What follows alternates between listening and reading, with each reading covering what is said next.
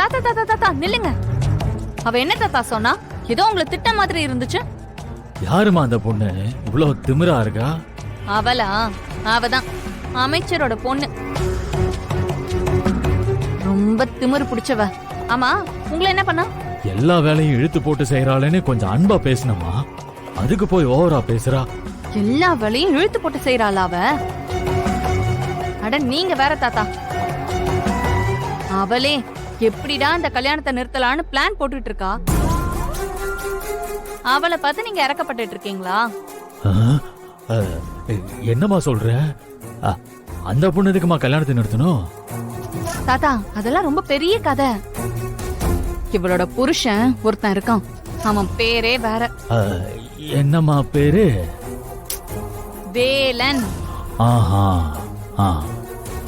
அவனோட தங்கச்சிக்கும் என் அண்ணனுக்கும் தான் கல்யாணம் நடக்கிற மாதிரி இருந்துச்சு. வேலன் என்ன கல்யாணம் பண்ணிக்காம போனதுனால என் அண்ணன் அவனோட தங்கச்சியை கல்யாணம் பண்ணிக்க முடியாதுன்னு சொல்லிட்டான். அதனாலதான் வள்ளி என் அண்ணனையும் வேலனோட தங்கச்சியையும் சேர்த்து வைக்கிறதுக்காக இந்த கல்யாணத்தை நிறுத்த பிளான் போட்டுட்டு இருக்கா.